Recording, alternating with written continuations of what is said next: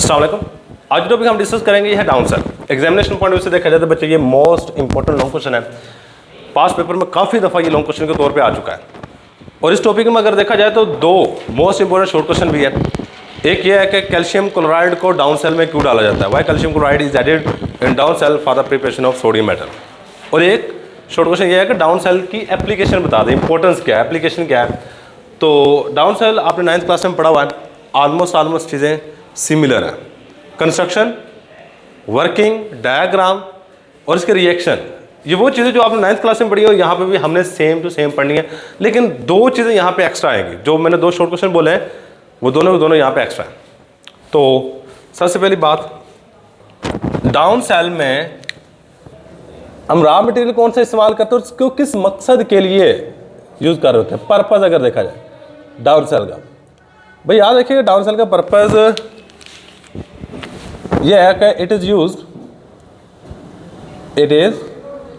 Used for the preparation of sodium metal. इसको sodium metal की तैयारी के लिए इस्तेमाल करते हैं। नेक्स्ट जो हमारे पास हेडिंग आएगी, इसमें रॉ मटेरियल कौन सा इस्तेमाल करते हैं। रॉ मटेरियल मतलब सोडियम मेटल को तैयार करने के लिए किस चीज़ का इस्तेमाल किया जाता है।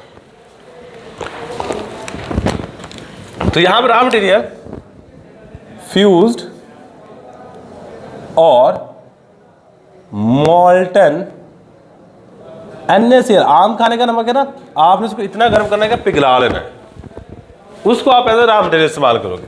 फ्यूज्ड और molten NaCl is used as a raw material, as a raw material. इसको रॉ मटेरियल के तौर पे हम यहाँ पे इस्तेमाल कर रहे होते हैं। अब इसमें ना जो मैंने एक शॉर्ट क्वेश्चन बताया वो यहीं पे लिख लेते हैं। क्या शॉर्ट क्वेश्चन है हमारे पास, वाई, और अगर ये लॉन्ग क्वेश्चन आता है तो बीच में आप ये शॉर्ट क्वेश्चन नहीं लिखोगे। Why calcium chloride CaCl2 is added in Down cell during the preparation of sodium metal, preparation of Na metal। Sodium metal की तैयारी में डाउन सेल के अंदर हम कैल्शियम क्लोराइड क्यों डाल देते हैं। अच्छा यहाँ पे देखना, पहले बात समझ लो, बाद में लिख लेंगे।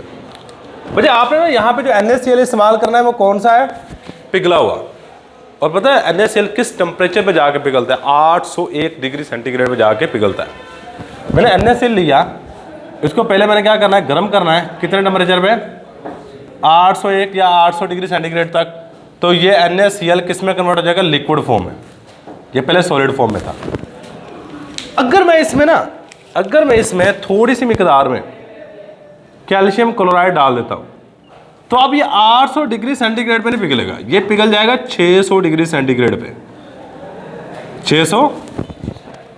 अब फायदा क्या हुआ, देखो जब आप इसको पिघलाओगे तो आपको फ्यूल लगाना पड़ेगा यहाँ पे, सही। आप पेट्रोल, डीजल या फिर कोई गैस इस्तेमाल करोगे इसको पिघलाने के लिए। एक 800 डिग्री सेंटीग्रेड पे पिघल रही है चूंकि चीज़, कोई 600 डिग्री सेंटीग्रेड, 200 डिग्री सेंटीग्रेड का फर्क है। तो इसका मतलब क्या है कि अगर मैं 800 डिग्री सेंटीग्रेड पिघलाता हूँ या 600 पे, दोनों में फ्यूल का फर्क आएगा। 600 डिग्री सेंटीग्रेड पे फ्यूल कम लगेगा, जिसकी वजह से हम कैल्शियम क्लोराइड को बीच में डाल देते हैं ताकि ये आसानी के साथ 600 डिग्री सेंटीग्रेड पे पिघल जाए और हमारा फ्यूल कम लगे। ये सिंपल सी बात आपने याद रखनी है और यही इसका आंसर है कि द मेल्टिंग पॉइंट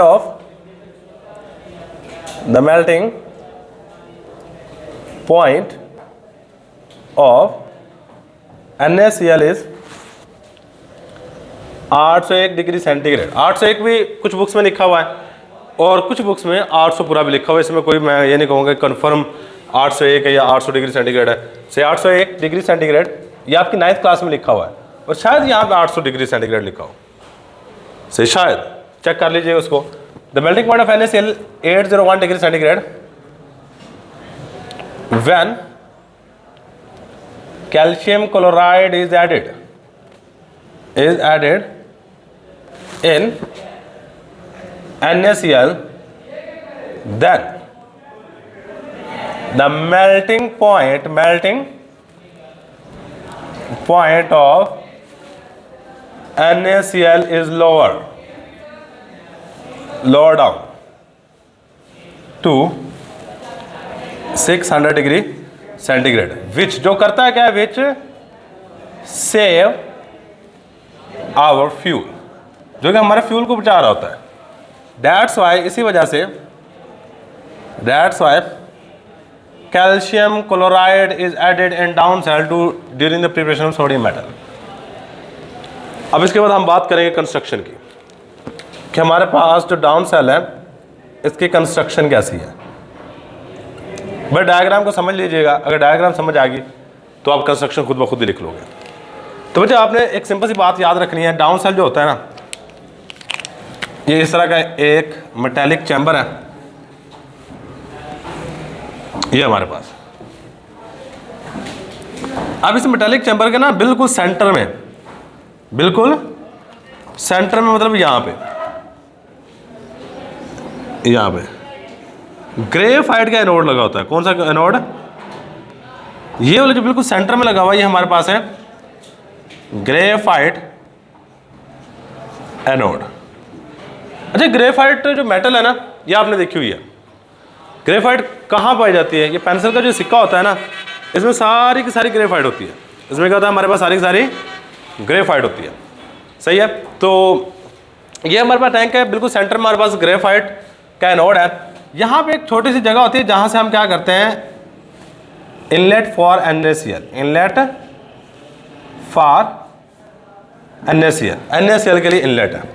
और इसके बाद ना इस ग्रेफाइट के बिल्कुल ऊपर वाली साइड पे, यहाँ पे एक ग्लास का बना हुआ डोम पड़ा होता है इस तरह का, जिसका काम क्या होता है कि यहाँ से अगर क्लोरीन गैस को गैस बनती है, उसको बाहर से कैप्चर कर दिया जाता है, ज़्यादा chlorine gas.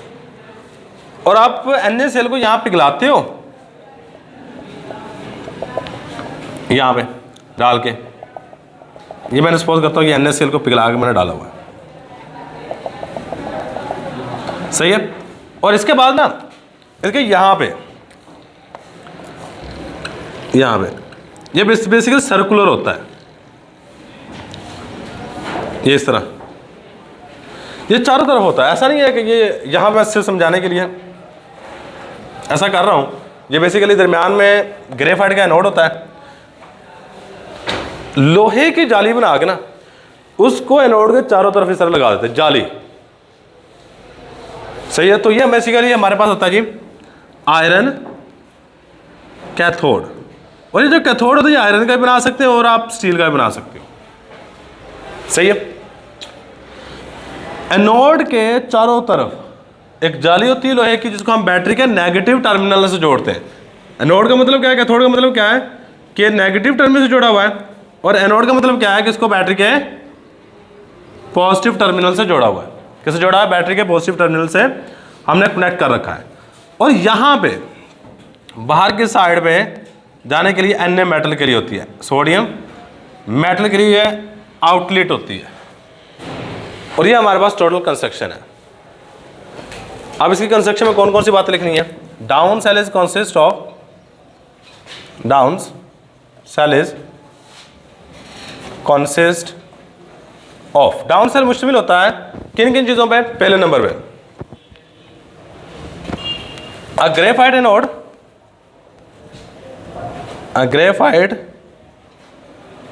anode present at the center,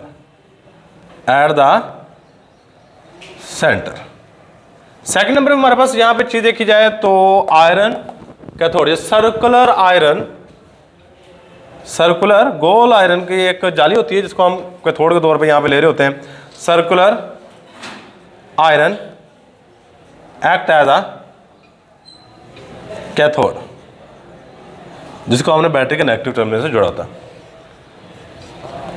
uh dome like glass to collect gases, gas को कलेक्ट करने के लिए हमने एक डोम लाइक ग्लास लगाया होता है। To collect gases. नेक्स्ट हमारे पास एन इनलेट, एक इनलेट है फॉर किसके लिए, NaCl के लिए। यहां से आप NaCl को इन करोगे, सही है। तो ये था ये हमारे पास डाउन सेल की कंस्ट्रक्शन। कंस्ट्रक्शन के बाद हमारे पास आ जाती है वर्किंग। नेक्स्ट क्या आएगी हमारे पास, वर्किंग, मतलब ये काम कैसे करता है। देखो इधर मेरी बात सुनना भाई, जो एनोड है, एनोड को ऊपर चार्ज होगा कौन सा, पॉजिटिव। कौन सा चार्ज होगा, पॉजिटिव चार्ज होगा। और जो कैथोड है इसके ऊपर चार्ज कौन सा होगा, नेगेटिव। ये बात याद रखना। अब आपने इसमें कौन सी चीज डाली हुई है, NaCl को पिघला के। जब NaCl को पिघलाते हैं तो हमारे पास दो तरह के आयन बनते हैं, एक बनता है Na+ आयन और एक बनता है Cl- आयन। Na+ आयन और साथ में Cl, मतलब इसमें काफी सारे Na+ आयन और Cl- आयन होते हैं। अब जैसे ही हम करंट गुजारते हैं, आपको पता है opposite charges always attract each other. अब ये जो Na+ आयन है ये मूव करेगा किसकी तरफ, सॉरी, ये मूव करेगा किसकी तरफ, कैथोड की तरफ, क्योंकि कैथोड के ऊपर चार्ज कौन सा है, नेगेटिव, सही है। तो Na+ आयन कैथोड की तरफ जाएगा और क्लोरीन किसकी तरफ जाएगी हमारे पास, एनोड की तरफ। Cl- ion will move toward anode, क्यों, क्योंकि क्लोरीन के ऊपर माइनस चार्ज है और इसके ऊपर प्लस चार्ज है। ऑपोजिट चार्जेस हमेशा एक दूसरे को खींचेंगे। क्या करेंगे, ऑपोजिट चार्जेस हमेशा एक दूसरे को खींच रहे होते हैं, और यही बातें हमने यहां पे लिखनी है, सही है। तो when electric current, electric current is passed through, is passed through the, जब हम करंट गुजारते हैं किस में से, pass through the Down cell, Down cell, then ions move toward there, ions move toward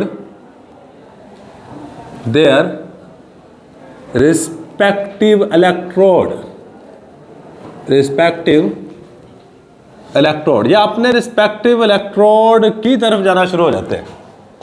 क्या मतलब बच्चे, एनोड और कैथोड को कलेक्टिवली इलेक्ट्रोड कहते हैं, मतलब एनोड प्लस कैथोड, एनोड और कैथोड को दोनों कलेक्टिवली क्या कहेंगे, इलेक्ट्रोड।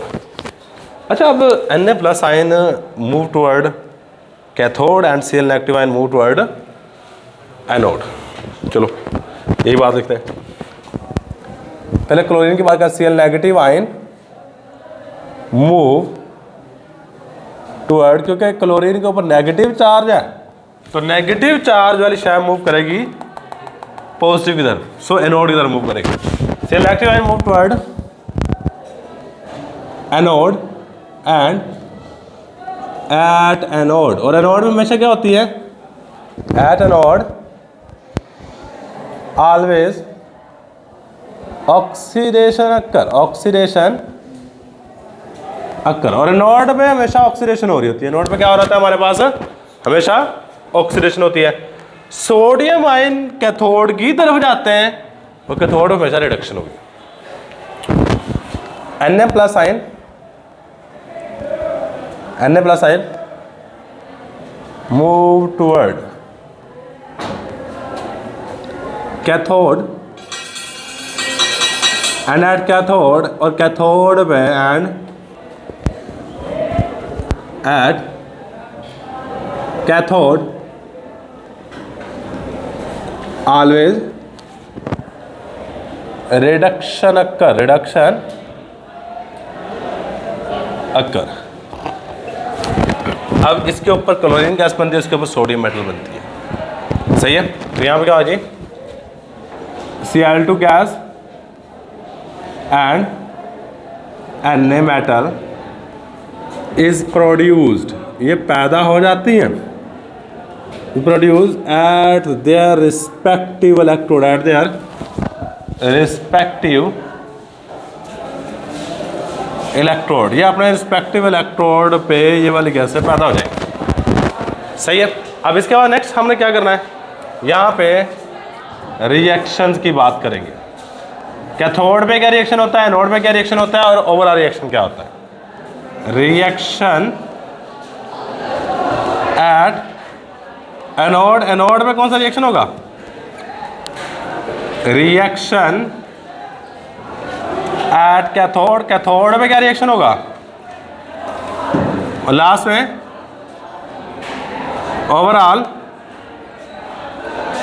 रिएक्शन, लास्ट में ओवरऑल रिएक्शन क्या होगा।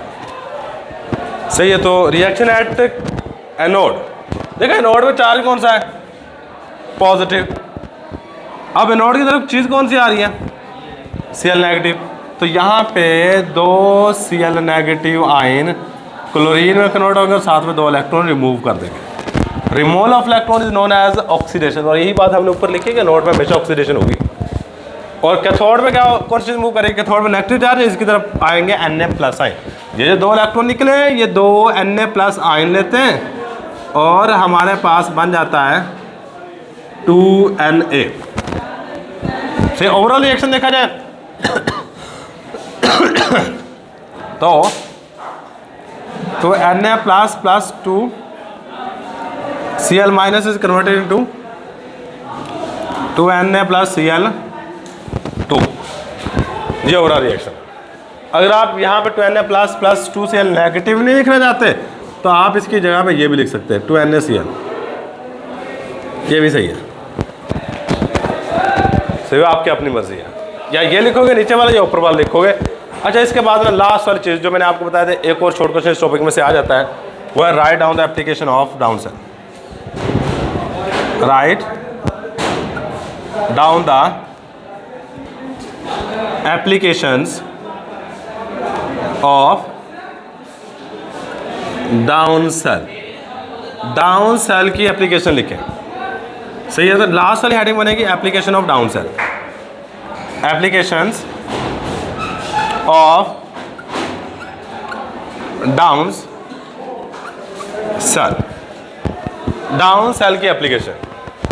बच्चे यहाँ पे याद रखना, हमारे पास जो प्रोडक्ट बनता है यहाँ पे सोडियम मेटल, यहाँ पे देखो बेसिकली ये जो आयरन का कैथोड लगा हुआ है ना, यहाँ पे सोडियम मेटल बनती है, बनने के बाद इसकी सतह के ऊपर तैरना शुरू कर देती है। सोडियम मेटल सतह के ऊपर क्यों तैरती है, क्योंकि सोडियम मेटल की डेंसिटी होती है कम, तैरेगी, यहाँ से हम बाहर की तरफ सोडियम मेटल को निकाल लेंगे। सही, और क्लोरीन गैस यहाँ बनती है, यहाँ से ऊपर की तरफ उठती है और यहाँ से क्लोरीन गैस को बाहर की तरफ निकाल लेते हैं। सही है, सोडियम मेटल और क्लोरीन गैस दो चीज़ें यहाँ पे बन रही होती हैं। सही है, अब यहाँ पे अगर देखा जाए तो डाउन सेल की सबसे मोस्ट इंपॉर्टेंट बात यह है, इसकी एप्लीकेशन, पहली एप्लीकेशन ये है, no metallic fog is produce. No metallic fog is produced. अच्छा, मेटालिक फॉग क्या होती है, फॉग बेसिकली होती क्या है, धुंध को कह रहे होते हैं, क्योंकि यहाँ पे टेम्परेचर इतना कितना होता है इस सेल का 600 डिग्री सेंटीग्रेड। कहते हैं यहाँ पे ऐसा नहीं होता कि सोडियम मेटल पिघल जाए, उबल जाए, जिसकी वजह से अंदर का सारा एटमॉस्फेयर खराब है। कहता है इस तरह कोई सिस्टम नहीं है, यहाँ पे कोई भी मेटालिक फॉग पैदा नहीं होगी। और यहाँ पे 600 डिग्री सेंटीग्रेड सेल का एक और भी फायदा, अमूमन NaCl का मेल्टिंग पॉइंट है 800 डिग्री सेंटीग्रेड। लेकिन इस सेल का सबसे बड़ा एडवांटेज ये है कि आप 600 डिग्री सेंटीग्रेड में सोडियम मेटल को हासिल कर लो। सही है, sodium metal is obtain, sodium metal is obtained easily at 600 degree centigrade. 600 degree centigrade पे सोडियम मेटल को आसानी से हासिल कर लिया जाता है। और इसके बाद लास्ट वाली चीज़ है, कहते हैं ये जो प्रोडक्ट हमारे पास बन रहे होते हैं, जैसे सोडियम मेटल बन रही है, क्लोरीन गैस, जो डाउन सेल है, इसके मटेरियल को इफेक्ट नहीं करते। मतलब बाद दफ़ा ये वाला डाउन सेल है, इसके मटेरियल को जंग लगना शुरू हो जाए। कहते हैं इस तरह का सिस्टम नहीं है, जो प्रोडक्ट यहाँ बनते हैं वो डाउन सेल के मटेरियल को इफेक्ट नहीं करेंगे। डाउन सेल आपका वैसे का वैसा ही रहेगा, इसको कोई जंग नहीं लगेगा, कोई भी शायद इस तरह की होगी बीच में। सही है, एक इसका और एडवांटेज है, the product do not effect the material of Down cell. ले जी, ये एक प्रॉपर लॉन्ग क्वेश्चन है। अगर लॉन्ग क्वेश्चन आएगा तो आप इतना लिखोगे इसके बारे में, सही है। तो हेडिंग वगैरह बना के सही तरीके से लिखिएगा तो एग्जामिनर मैक्सिमम नंबर देगा आपको। अगर आप सारी चीज़ें लिख देते हो ना और सही लिखते हो तो 4 नंबर के लॉन्ग क्वेश्चन आना है तो 4 नंबर की बहुत है, सही है। डाउन सेल है क्या, इसको किस मकसद के लिए इस्तेमाल किया जाता है, इसमें रॉ मटेरियल कौन सा इस्तेमाल किया जाता है, सही। इसमें जो शॉर्ट क्वेश्चन आते हैं वो कौन से हैं, कंस्ट्रक्शन क्या है, वर्किंग क्या है, रिएक्शंस क्या है, ये सारी की सारी चीज़ें देख लीजिएगा। तो ये हमारे पास लॉन्ग क्वेश्चन। अल्लाह हाफिज़।